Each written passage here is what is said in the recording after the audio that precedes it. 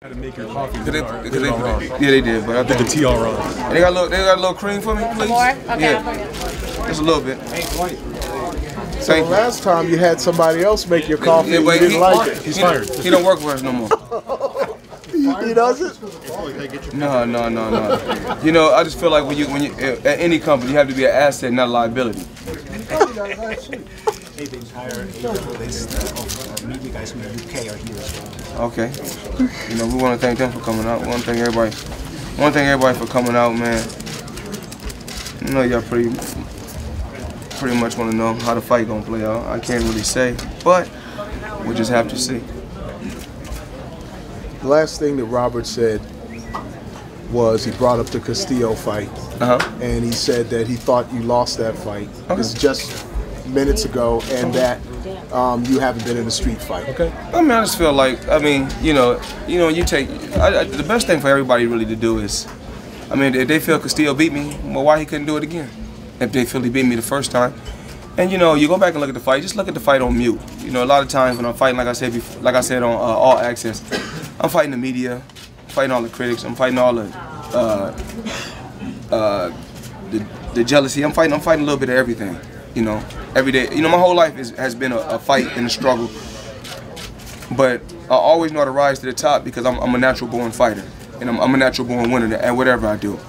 Like I tell my children, winning doesn't always have to do it having your hand raised or coming first. Winning is giving 100%. So, you know, when I go back and, you know, when I look at the Castillo fight, I don't even worry about, you know, what nobody says, because I know that it was Larry Merchant them saying, oh, we never seen Floyd like that. Go look at the Castillo fight. The guy lost the first 6 rounds. So you're gonna tell me he won? So if he did win the next 6 rounds, that's a draw in my book. Last time I checked. So out of the last 6 rounds, even if he won 4 and lost 2, you know, I'm good with math. So that's like 8-4. Thank you, Swag. Maidana.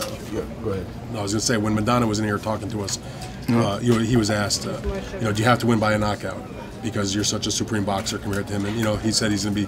His point was, Floyd Mayweather doesn't throw a lot of punches, and he's gonna be throwing, you know, a ton of punches. But you've seen that before. Seen it before. So when you hear, you got guys that's rugged and rough.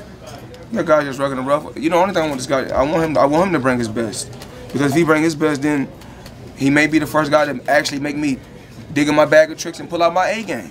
So hopefully he make me pull out my A game, because my whole career all I had to use was a D and C game to beat every guy. I never had to use an A game or a B game. So we'll just have to see. What do you think about the fact that I asked him this before also?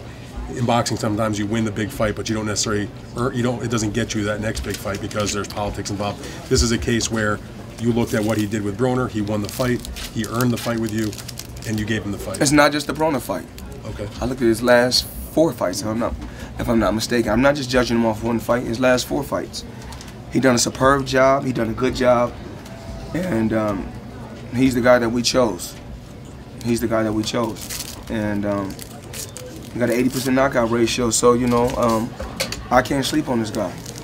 Kevin Iole sitting next to you raised a question that, you know, Corley caught you with 1 shot, Shane caught you with 1 shot, but they couldn't deliver 2 shots. And, you know, somehow, I guess, Robert believes that he can catch you with 2 shots when he's not the boxer they were.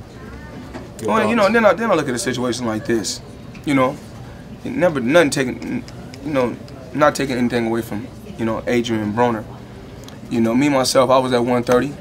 I gradually moved up, you know, making smart moves. You got to gradually move up. Adrien Broner was a lightweight or a junior lightweight that moved all the way up to welterweight. He did knock Adrien Broner out.